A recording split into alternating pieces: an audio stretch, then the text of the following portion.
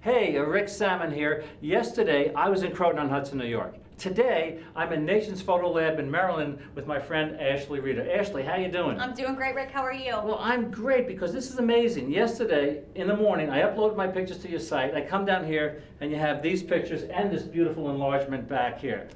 You got it. 24-hour turnaround. 24. So in other words, if I wasn't going to be driving back tonight or tomorrow, these pictures would come back FedEx. Absolutely. Well, that's pretty cool. Well, listen, what I would like to do now is I'd like to share with you and with you my top 10 photo tips for making great pictures. How's that? Please do. Okay, number one, you really want to set goals when you're taking pictures.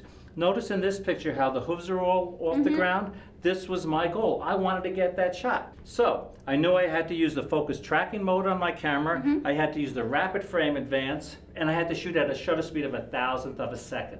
Wow. So the point is set goals, and that's really important in life too. You know, my son's over here at Johns Hopkins. You know, he's studying really hard there. I'm telling him set goals. If you don't set goals, you don't know where you're going. You're exactly right. Setting goals is really important. Okay.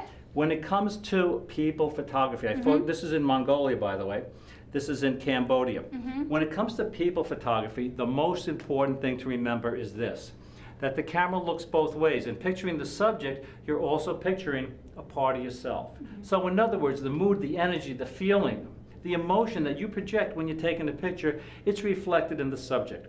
If you remember that, you're going to get a much higher percentage of pictures that you like, because another way of saying that is like, we're mirrors. Right. So if you look at this picture, you can tell that I was being very serious. In this picture here, I took this in Carnivale in Venice. Always exposed for the highlights. You don't want the highlights overexposed and washed out, because even if you're shooting a RAW file, you could rescue maybe about a stop of overexposed areas. But if you're shooting JPEG, forget it. But still, even when I'm shooting RAW, I'm exposing for the highlights. I don't want those highlights overexposed and washed out. Over here, tip is there's a big difference between taking a picture and making a picture. A lot of people just go out and they just take the picture. I spend a lot of time making pictures. What I did here is I basically asked this woman here to hold the mirror like this, and I positioned her off to the side here. So I got this beautiful reflection of her. It actually took me about 10 minutes to set up that shot. But there's a big difference between taking and making a picture. Right.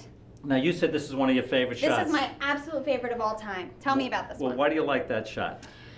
I just love the contrast between this fragile woman in this gorgeous dress and the deconstructed room. I think it's just perfect. Well, this is actually an HDR shot, high dynamic range shot. What I did is I put the camera on a tripod and I took a series of exposures over and under the recommended exposure. I merged them together in Photomatix, and I created this high dynamic range shot. So as you can see here, we can see into the deep shadows, and the highlights aren't overexposed and washed out. It's perfect.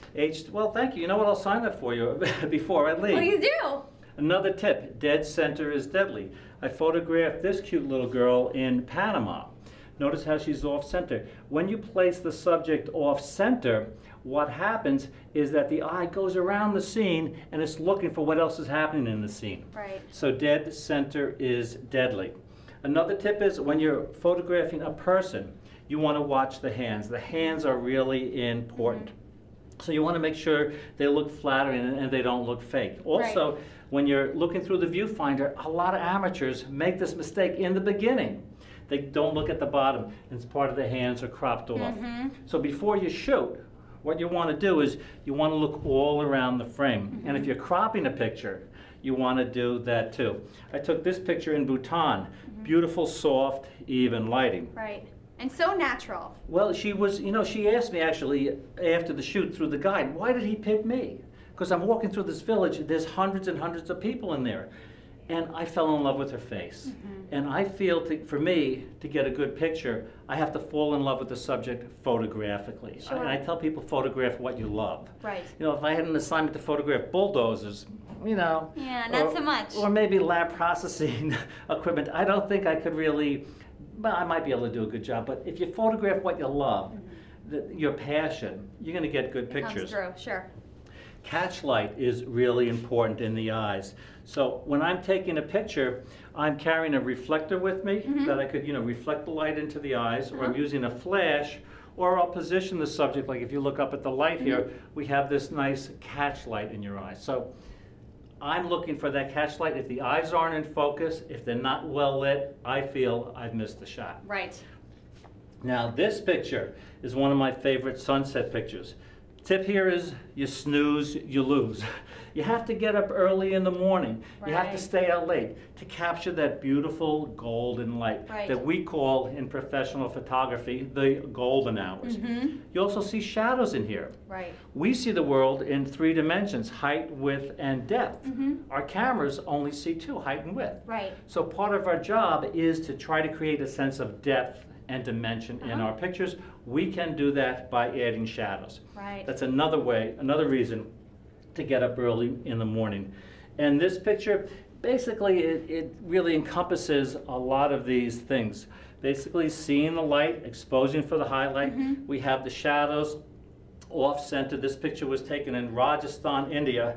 It's funny here, I paid this guy $5 to ride back and forth on the sand dune about 5 times so I could get the shot. So I made this picture. Well, those are, you know, my top 10 photography tips. When you go out shooting, I hope you keep those with you I certainly at will. all times. Thank you so much. Cool.